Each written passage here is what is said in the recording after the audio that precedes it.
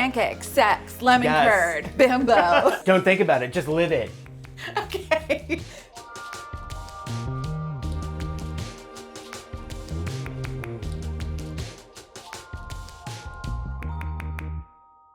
Hey guys, it's Carla. I am back again in my kitchen for a very, very special episode of Where Cooking Begins. Look who's here in the flesh. Rick Martinez, everyone. Pancakes are a huge part of our family life, and through a recipe in Where Cooking Begins called Cosmo's Power Pancakes, I have made a lot of pancakes, but the first time you met Cosmo, you were making pancakes. I was making pancakes. In We the test bonded kitchen. over pancakes in the test kitchen. I was like, go with the nice man. He has pancakes. The real news of the day is this beautiful baby. yes, my firstborn. It's here in hard copy. It's like so crazy. Let's and see the also, nails. I mean, obviously, your nails have to match your book.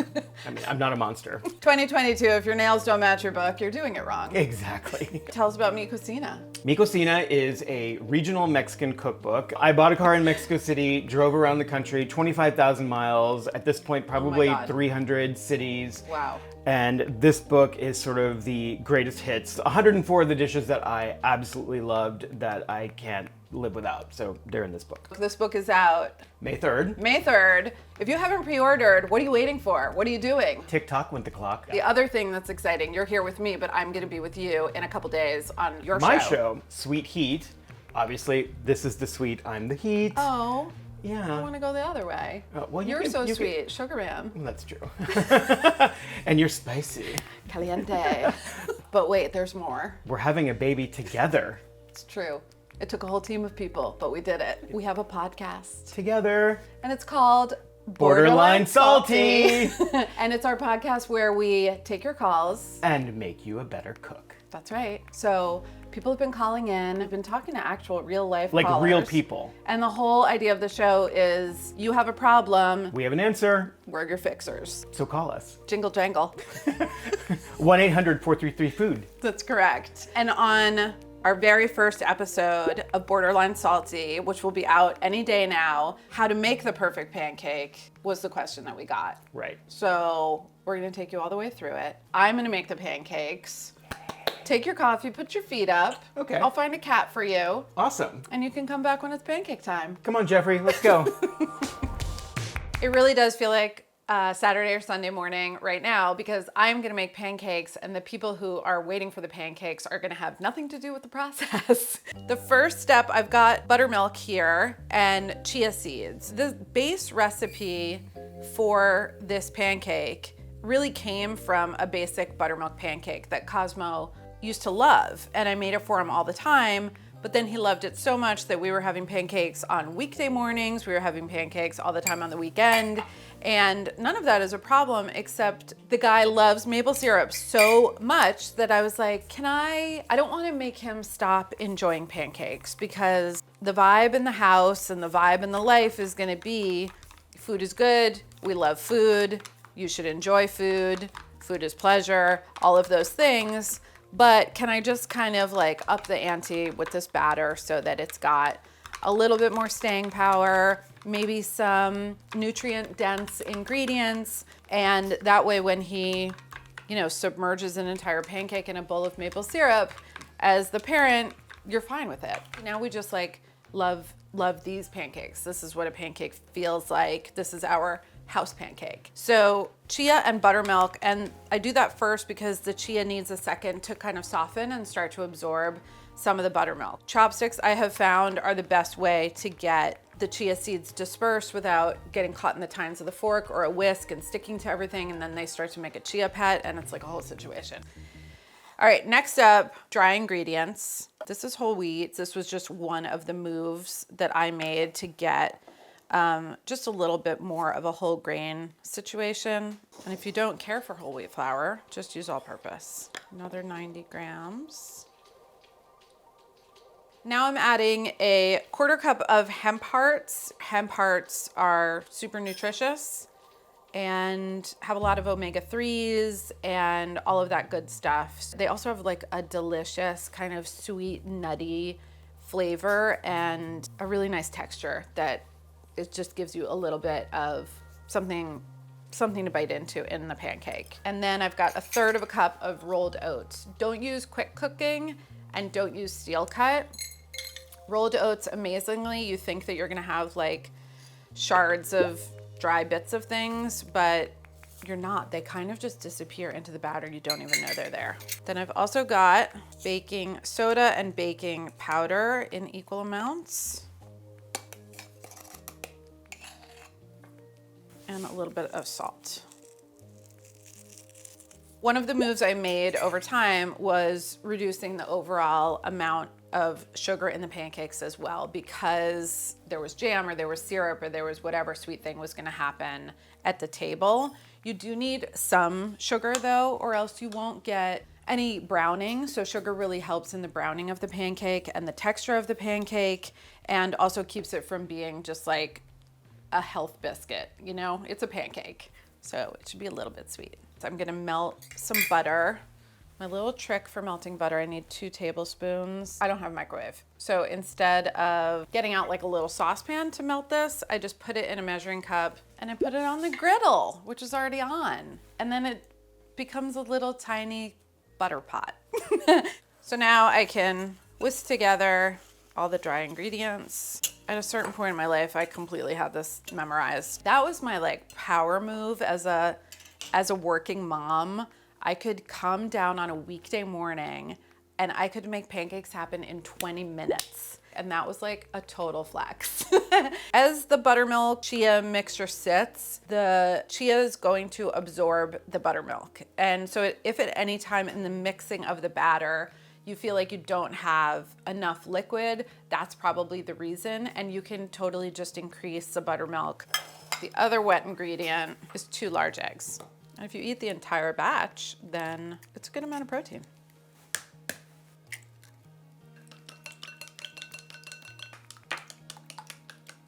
Switching to a spatula, got my blended dry ingredients. Making sure that's not too hot. If you didn't have buttermilk, you can use a plant-based milk. You could also use regular milk with a couple tablespoons of cider vinegar or lemon juice added to it.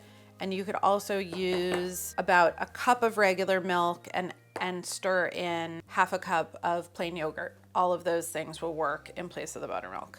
When you're folding together the batter, you want to work from the edge to the bottom. So really folding the wet ingredients around and then scraping up through the middle. Some lumps are actually preferable because you don't want to overmix and create gluten. A lumpy batter is thicker because the lumps prevent the liquid from moving everywhere, and the thicker batter holds onto the air bubbles better, so you get more lift. And that is the perfect segue to our key moment.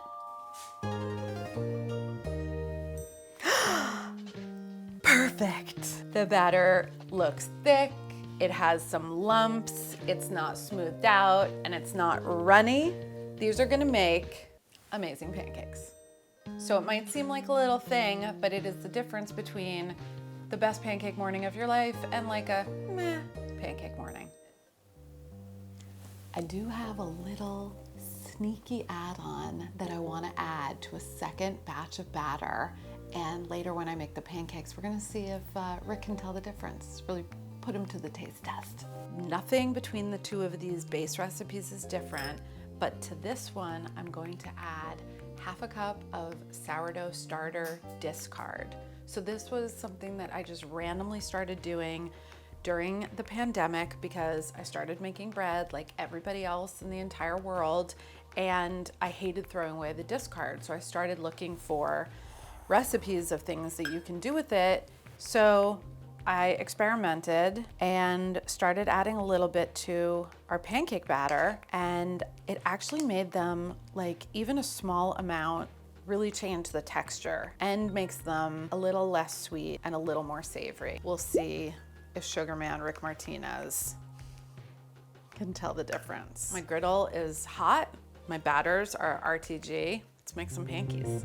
I've got my griddle preheated, and I'm not gonna use butter to grease the griddle because butter will burn. So I've got a handy dandy can of aerosol ghee.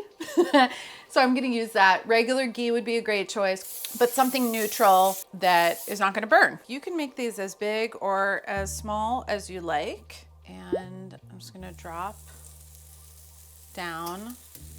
Again, because this is such a textured batter, it's not gonna move around on your griddle the same way that a regular buttermilk pancake batter would, but it doesn't bother me. It's part of their charm. They're rustic. So this is exactly the same advice we gave for the person who called in to the podcast and wanted to know, how can I make my pancakes round? My advice always, and especially with more of a free-flowing batter, just kind of pour it onto itself instead of trying to pour it in a circle, and it will spread into a round. If that doesn't happen, like these are a little bit thicker, you can also use the back of the spoon to kind of nudge them out to the edge in a round shape. Or you can just let it go and let the shapes be the shapes they want to be, because nature isn't perfect and neither are we. That rhymed. I'm gonna make a baby pancake.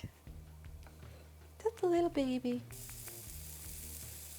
We call that one the tester, the taster. No one needs to know about it except for me. As with any kind of food that you want to get a nice brown, even surface, the important thing when the pancake is first down on the griddle is don't try to move it around, don't mess with it, don't flip it. You're gonna wait until the batter changes from this more shiny consistency to a matte consistency, waiting until some bubbles start to break all across the surface and not only on the edge, and around peeking at the side, you can start to see some browning around the edge of the pancake. Especially with a thicker, more textured batter like this one, you want to make sure that the heat is all the way to the center of the pancake, because nobody likes a soggy middle. Thanks for coming back to another key moment. Aha! Yes, it is time. The bubbles have appeared, the surface is matte, and the edge is brown. Time to flip. Let's start with the baby. Ooh. Mmm. Yes. When you flip a pancake, I've taught a lot of children how to flip pancakes, and they make huge giant messes. So this is what I've learned. Instead of going up with your pancake and then trying to flip it over there, pick it up, look at where it used to be, and put it there. Pick it up, and put it back down. Okay, so with the taster, I just like to get an idea of what's happening with the batter. Just to be like, was it a good batch? Is today a good day? Are the pancake people gonna be happy? And just tear it open. And it's nice and bubbly and fluffy and open in there. Rick is a little bit like Cosmo. Like for Rick, the pancake's important, but the toppings are very important. And I think that this is the perfect blank canvas for getting all of those amazing pancake toppings. I just like to press on the center and feel that it's springy and not squishy in the middle. And they will keep cooking a little bit off the griddle, so that's when I take them off. So now I've got some beautiful basic batch pancakes, and I'm gonna go ahead and get that sourdough batter going, and we can see if we can see a difference, and then we'll see if we can taste a difference. I'm seeing right away that there's just more bubbling action earlier, and I think that is also thanks to the sourdough, which is alive and naturally leavening and like doing its thing. These have achieved their flipping moment, their flipping time to shine. Oh yes. And as soon as these are ready, it's gonna be breakfast time for Rick. Oh, Rick, breakfast. Thank you for coming back for pancakes. Well, I mean, you've got 2 stacks here. Like I wasn't gonna come back for that. I hope you're caffeinated. These so are caffeinated. the same recipe. Okay. We brought some of your favorite toppings. I did get quite a text message that I thought was a simple question. Okay, but I gave you the basic answer first. First, I did get just butter and maple, and then it was like, it was like watching a ticket in a busy restaurant come through. It was like all of the combos. So take a panky. Okay. I guess take one from each stack. Oh. One of these is not like the other. As a professional taster, I see you would like to taste it in its purest state. Exactly. All right, so let's have a Okay. taste. So pretty. Look at that structure. Okay. I like that they're very fluffy and slightly sweet on the inside. Okay. These taste slightly nuttier to me. Less sweet too. Less sweet. Anything in the nose? I want to say, and I don't know if it's because I'm picking up that smell, but I almost want to feel, I almost want to say that I'm tasting pecan or some kind of toasty nut in there. You want to know what it is? What is it? Is it? Sourdough discard in this one. Oh. Let's top it up, baby. Okay. I'm kind of a basic bitch. I'm gonna do jam. I love blueberry compote. He's This like, is a "I judgment-free love-" zone. We're styling. Oh my goodness. You're so right. Yeah. See, if the whipped cream had gone on top of that, it would have looked horrible. But we're also getting like a full serving of grains. That's the whole point. I'm sorry, I can't hear you. I feel like this ties back also to what we're always talking about on the podcast, which is like live your life, enjoy the food, lean into it. All of the mistakes and all of the process is what makes the cooking fun, makes sharing it really entertaining. And even like if you have a total fail, it's probably gonna be the most memorable meal of your life. Right. This is Saturday morning with friends or family. Yeah. Enjoy it. Yeah, You know? all shapes of pancake are welcome here. Exactly. No judgment. Bye.